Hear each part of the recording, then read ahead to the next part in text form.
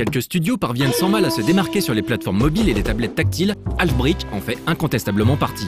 Les développeurs du sympathique Fruit Ninja, disponibles sur Android, Windows Phone et iOS, ont ainsi récemment sorti sur iPhone et iPad Jetpack Joyride, un superbe jeu de plateforme action mettant en scène un petit VRP qui découvre les joies du jetpack.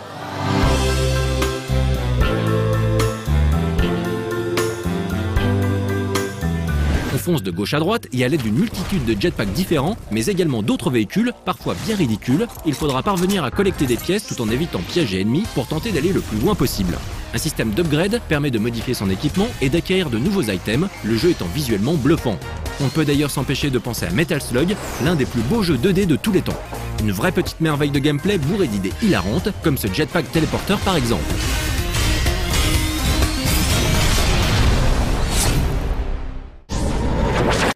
Toujours chez Halfbrick, une version brandée de Fruit Ninja devrait voir le jour fin octobre sur les plateformes iOS. Le jeu s'update ainsi aux couleurs du prochain long métrage en images de synthèse Puss in Boots, alias Le Chat Poté en France, prévu pour fin novembre, qui reprend le personnage du chat escrimeur et beau-parleur de la saga Shrek.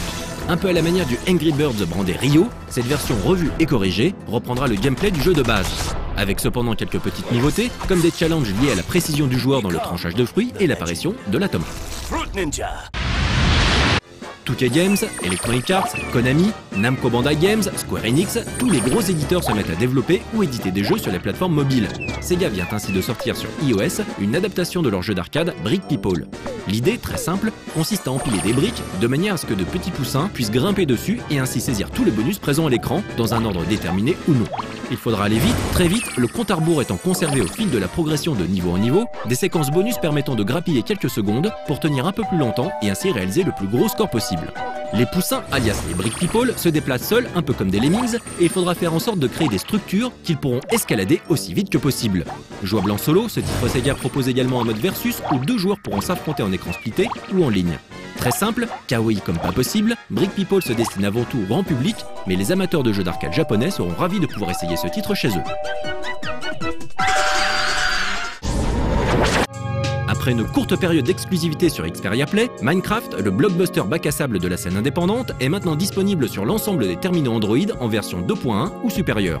Au programme, une reprise du mode classique du jeu. Comme sur PC, le joueur se retrouve donc au milieu d'une vaste map générée dynamiquement et dispose de 36 blocs, lui permettant de construire son monde du bout des doigts, seul ou accompagné, grâce à un mode multijoueur en local.